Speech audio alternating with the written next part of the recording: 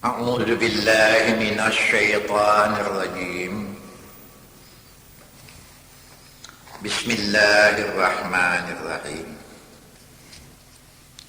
الحمد لله رب العالمين، والصلاة والسلام على أشرف الأنبياء والمرسلين وعلى آله وأصحابه أجمعين. Amma ba'du, Rabbi shrah li sadri wa yassir li amri wahlul 'uqdatam min lisani yafqahu qawli. Allahumma rabbi adkhilni mudkhala sidqin wa akhrijni mukhraja sidqin waj'al li min ladunka sultanan nasira. Rabbi a'udzu bika min hamadatis syayatin wa a'udzu bika rabbi an yahdurun. Assalamualaikum warahmatullahi wabarakatuh.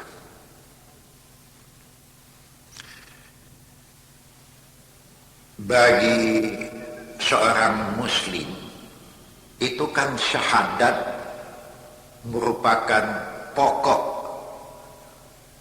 Saya pakai saja dengan kalimat rukun Islamnya, dengan kalimat asyhadu an la ilaha illallah wa asyhadu anna muhammadar rasulullah, yang artinya saya mengaku Tuhan saya hanya Allah, dan saya mengaku betul Muhammad itu Rasul Allah. Kalau di dalam pengajian biasa, syahadat ini kan merupakan rukun Islam yang pertama sekali. Pokok utama dalam agama ialah syahadat, itu modal yang pertama. Ini syahadat ini banyak sekali hubungannya dengan zat dan sifat-sifat ketuhanan. Di samping itu mengetahui dengan baik Muhammad sebagai Rasul Allah dengan apa yang dibawanya. Ini yang biasa disebut, yang biasa kita dengar dengan kata-kata ahli sunnah wal jamaah. Sunnah wal jamaah.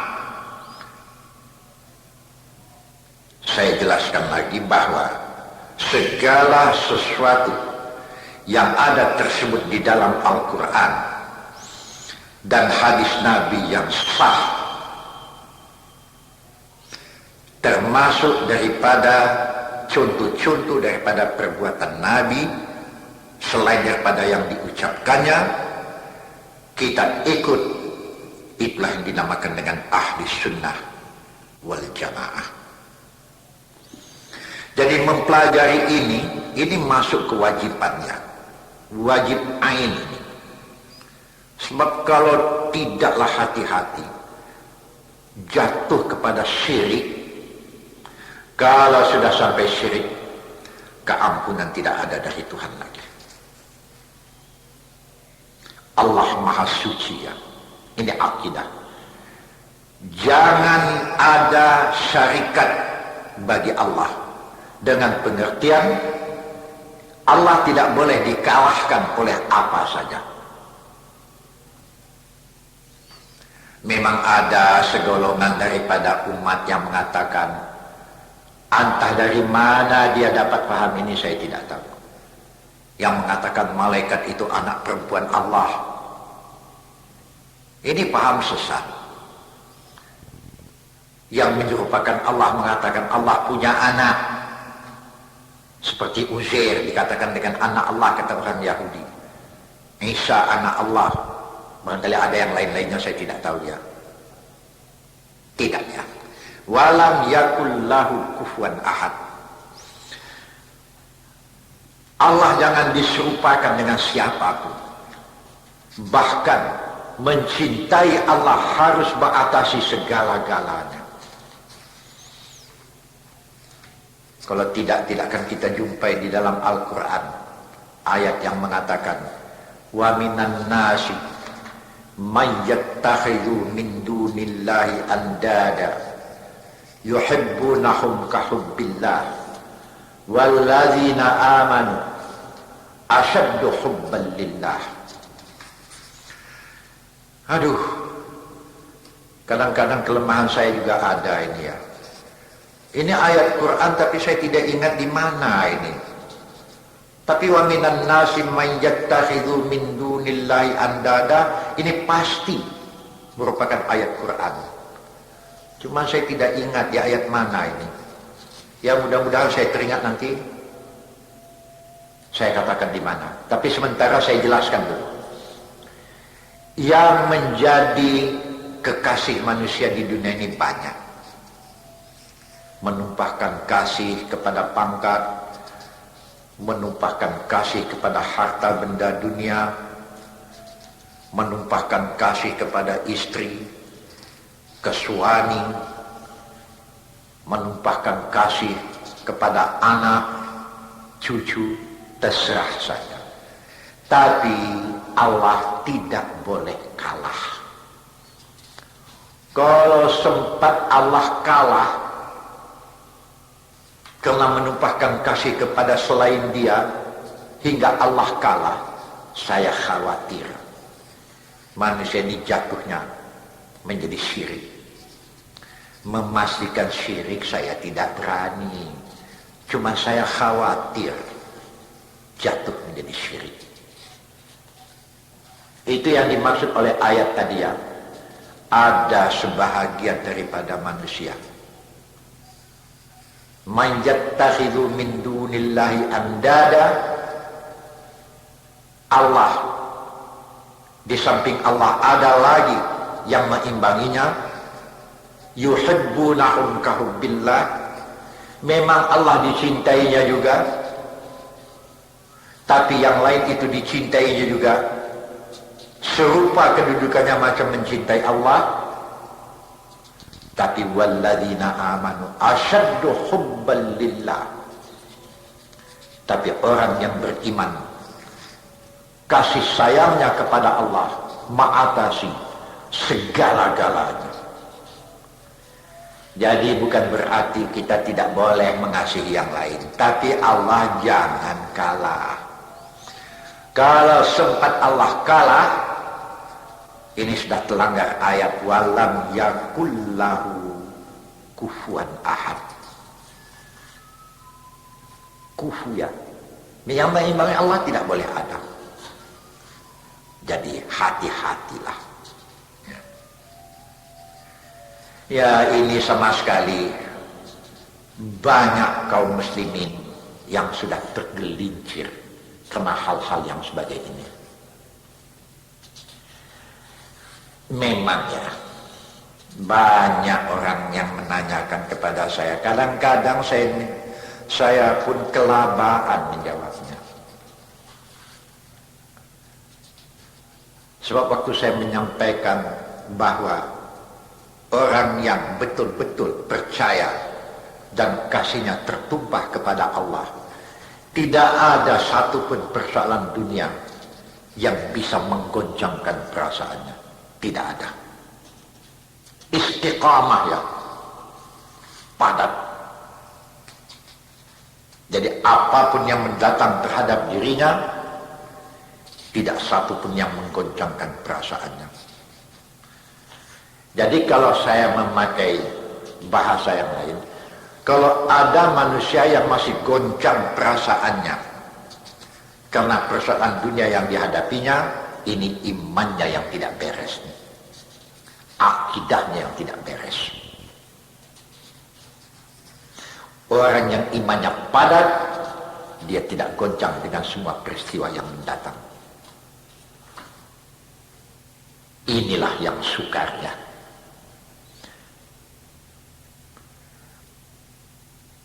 Pernah orang bertanya kepada Nabi, "Ya Rasulullah, engkau sebagai manusia, ya, kalau datang peristiwa-peristiwa, entah penderitaan, entah ejaan, Apa engkau tidak merasa sama sekali? Nabi mengatakan, saya manusia juga seperti kamu.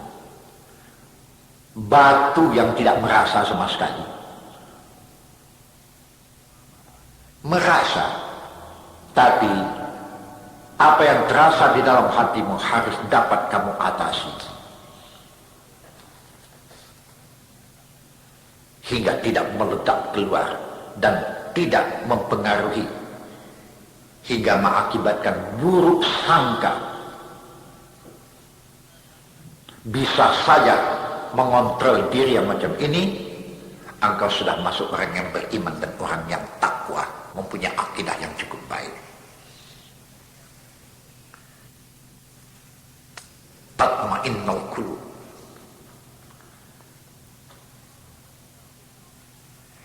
Kalau saya melihat beberapa sejarah-sejarah, bahasa nabi-nabi bukan tidak merasa dengan segala penderitaan yang dihadapinya, cuman mampu bertahan, istiqamah, tidak goyang. Saya teringat ya, coba nanti baca oleh tuan-tuan, telaahlah Quran terjemahkan ada pada tuan-tuan. Di surat Al-Baqarah juga ini, di juz yang ketiga, mengenai peristiwa Ibrahim. Tunggu dulu sebentar ya. Oh ya, ayat yang ke-260. Coba lihat itu nanti. Ini ada hubungannya dengan iman, akidah dan ketakwaan. Bunyi ayat itu begini, 260 ya. Wa idz qala Ibrahim rabbi arini kaifa tuhyil mauta. Qala awalam tu'min? Qala bala walakin liyatma'inna qalbi. Qala fakhudh arba'atan minat tayri fasurhunna ilaika summa ja'al ala kulli jabalin minhunna juz'a summa da'uhunna ya'tinaka sa'ya wa'lam annallaha azizun hakim. Agak panjang ayatnya ya. Oh, ini sejarah mengenai Ibrahim ini. Satu waktu Nabi Ibrahim pernah bermohon kepada Tuhan. Permohonannya seperti yang tersebut di dalam ayat ini. Wa idz qala Ibrahim rabbi arini kaifa tuhyil mauta. Apa kata Ibrahim kepada Tuhan waktu itu? Wahai Tuhan, cobalah tunjukkan kepada saya macam mana cara engkau menghidupkan yang sudah mati.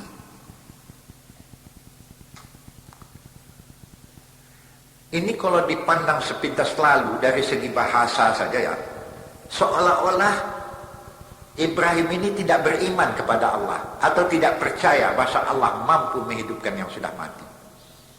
Kalau tidak akan Tuhan katakan. Kelanjutan ayat ini mengatakan, qala, kata Tuhan, awalam tu'min? Ibrahim, kau memajukan permintaan macam ini, apa karena kau tidak beriman? Terkejut Ibrahim ya. Qala bala walakin yatma'inna qalbi. Tuhan, bukan tidak percaya Tuhan, tetapi permohonan saya ini, kalau dapatlah saya melihat kenyataan di mana engkau bisa menghidupkan yang mati, engkau perlihatkan kepada saya, lihat ma'inna qalbi. Tentu jiwa saya bertambah padat dengan keimanan, bertambah tenang jiwa saya. Jadi nampak di sini sepintas lalu bahwa Ibrahim juga mohon Tuhan memperlihatkan langsung kekuasaannya, Macam Allah membuat tumbuh-tumbuhan, kan tidak langsung kita lihat kekuasaan Allah ini. Macam Allah mengedarkan matahari dari masyrik sampai ke maghrib beredar, kan tidak langsung kita lihat kekuasaan Allah. Jadi Ibrahim mohon supaya dia dapat melihat langsung. Bukan karena tidak beriman, supaya bertambah padat. Tuhan tidak marah ya. Apa kata Tuhan? Nah, baiklah, carilah 4 ekor burung. Dicarilah oleh Ibrahim. Itu perintah ya, 4 ekor burung. Ini ada hubungannya dengan kaifa tuhyil mauta. Bagaimana cara Allah menghidupkan yang sudah mati. Di dalam Quran ini tidak disebutkan 4 ekor burung itu burung apa. Tapi untuk memudahkan, saya hanya membuat nama sendirian. Dikumpulkan Ibrahimlah burung merpati. Apa betul burung merpati? Tidak, ini contoh saja. Burung kakak tua umpamanya, burung tambangau, 4 ekor burung lah. Dicencang.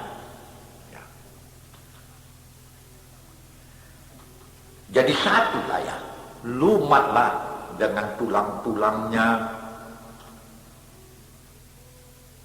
Sesudah dicencang apa sama sekali, bercampurlah 4 ekor burung yang lain-lain jenisnya itu. Tuhan mengatakan bagi 4. Dibagilah 4 tumpuk.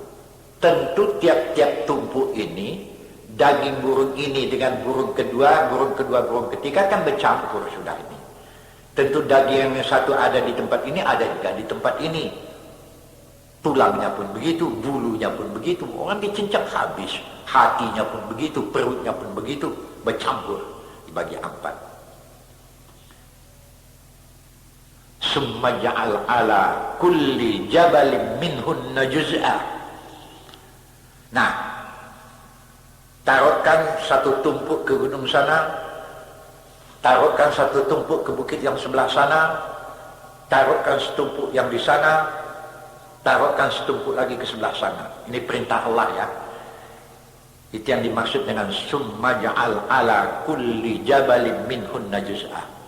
Dikerjakanlah oleh Ibrahim. Taruh setumpuk di 4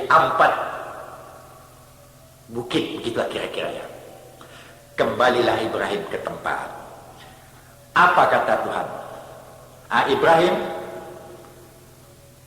summad'uhunna ya'tinaka sa'ya wa'lam annallaha azizun hakim. Kepada Ibrahim diperintah, panggil burung itu satu-satu. Di dalam Quran tidak disebut burung apa. Tapi ini untuk memudahkan paham. Saya bilang saja, burung merpati umpamanya. Berserulah Ibrahim. Enggak pakai doa-doa itu, cuma panggil saja. Merpati. Timbullah keanehan. Aneh. Tapi menjadi nyata bagi Ibrahim di waktu itu. Dari bukit yang sana, sebahagian gumpal daging itu melayang-layang. Mendekat kepada Ibrahim. Dari tumpuk yang sebelah sana, begitu juga. Dari tumpuk yang ketiga, di bukit yang sana, begitu juga. Jadi dari 4 penjuru, jenis dari daging burung merpati itu melayang-layang. Daging itu yang melayang sampai ke muka Nabi Ibrahim. Bergelimang jadi satu. Ditengok oleh Ibrahim, berubah. Yang tulang, kaki ke kaki, tulang kepala ke kepala, tahu-tahu bulu timbul. Sudah itu, nampaklah burung merpati yang hidup terbang. Nampak oleh Ibrahim. Panggil yang kedua, begitu juga. Panggil yang ketiga, begitu juga. Panggil yang keempat, merbu. Itulah umpamanya ya. Ini yang terakhir datang. sampai ke muka Nabi Ibrahim. Bergelimang daging-daging itu terbentuk burung merbu terbang. Yakti naga sakya. Ya. Hidup balik. Tatkala disuruh yakti naga sakya. Sungguh.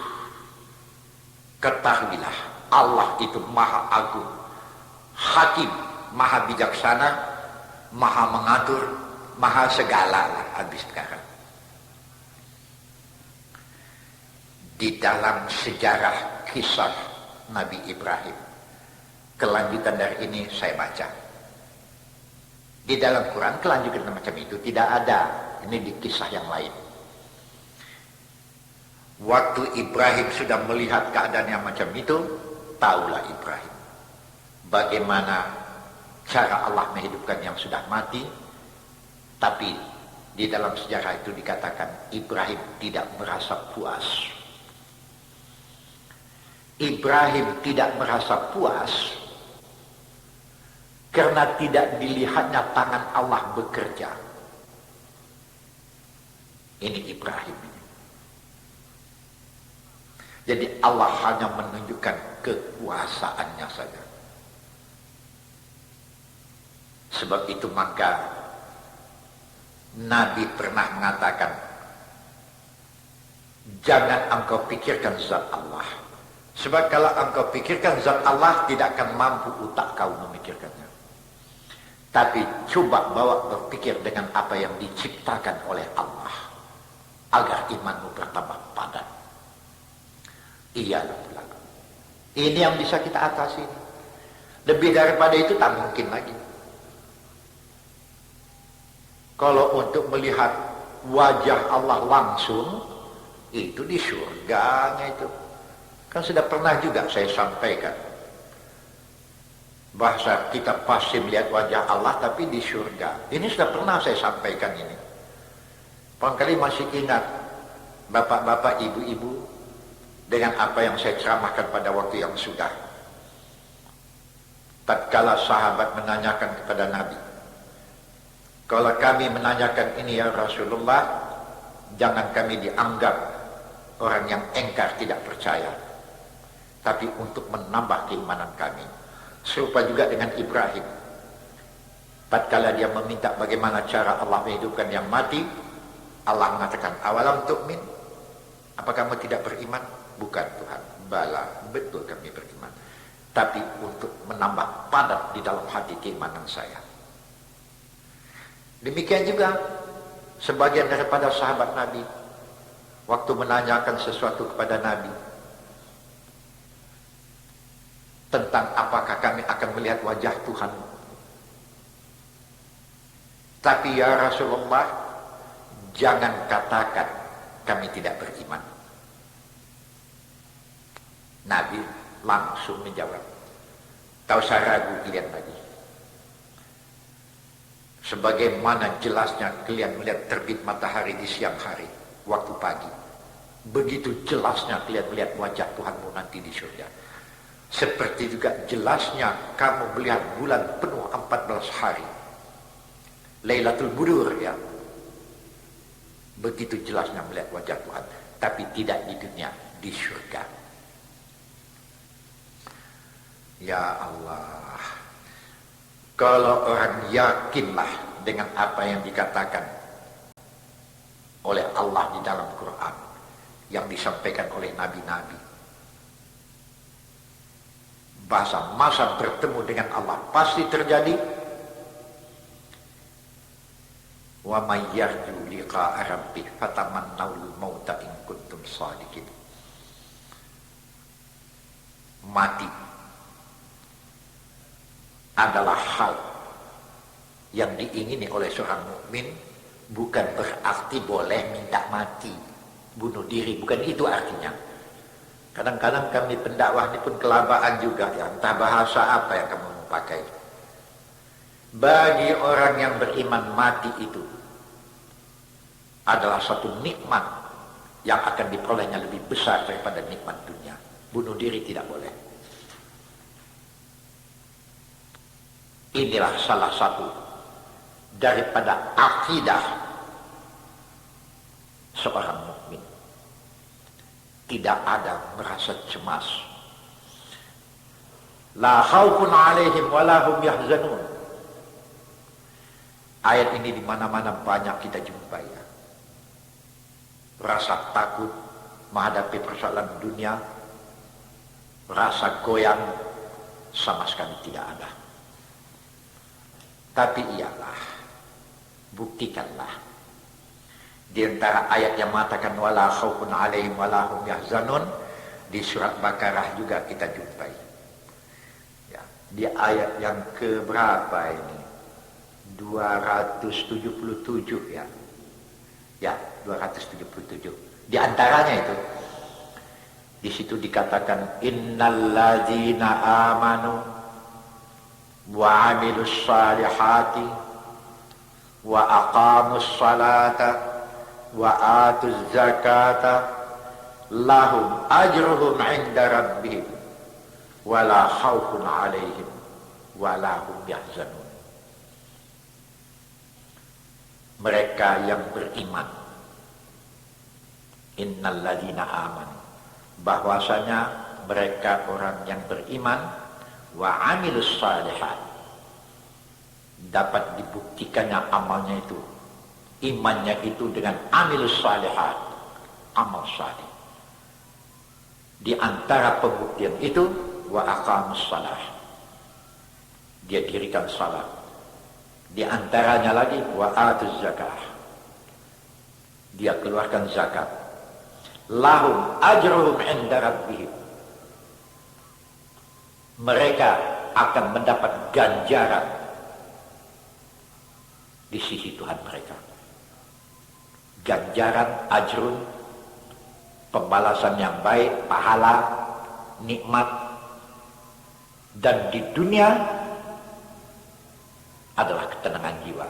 Wala khaufun 'alaihim, tidak mereka merasa takut menghadapi apapun yang ada.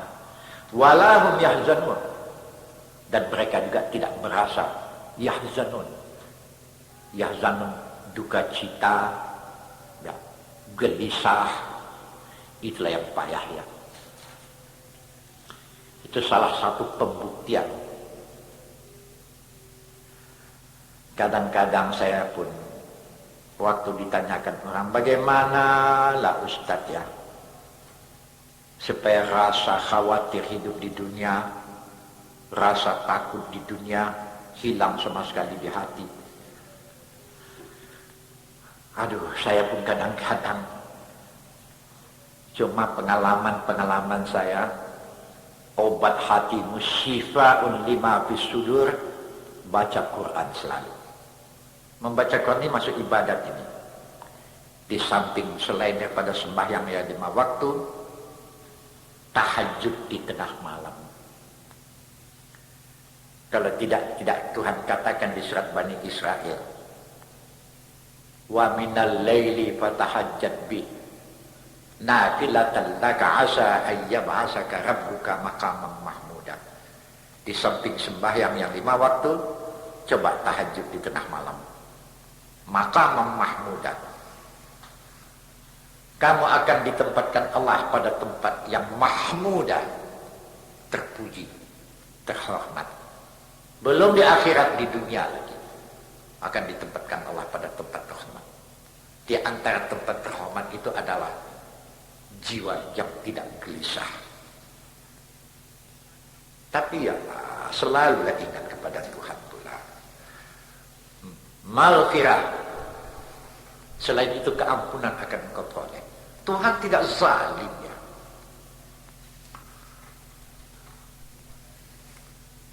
Ya nanti kita sambung lagi ya. Sampai sini dulu, nanti kita teruskan. Assalamualaikum warahmatullahi wabarakatuh.